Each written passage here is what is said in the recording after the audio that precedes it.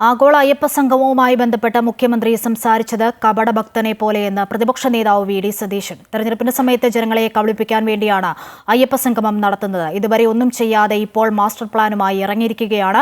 മറ്റുള്ളവരുടെ ഭക്തിയെ മുഖ്യമന്ത്രി കളിയാക്കുകയാണെന്നും വി.ഡി. സതീശൻ പ്രതികരിച്ചു.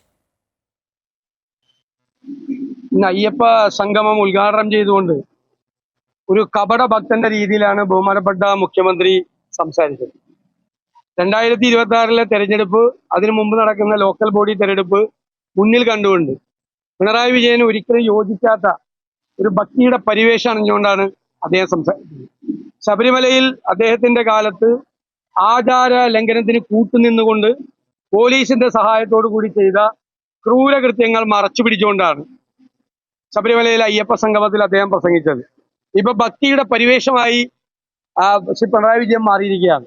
കഴിഞ്ഞ 9.5 കൊല്ലമായി ശബരിമലയിൽ ഒരു വികസന പ്രവർത്തനവും നടത്താൻ തയ്യാറാകാത്ത സർക്കാർ ഇപ്പൊ മാസ്റ്റർ പ്ലാനും വന്ന് തെരഞ്ഞെടുപ്പിന്റെ സായാഹ്നത്തിൽ ജനങ്ങളെ കബളിപ്പിക്കാൻ വേണ്ടി ഇറങ്ങിയിരിക്കുകയാണ്.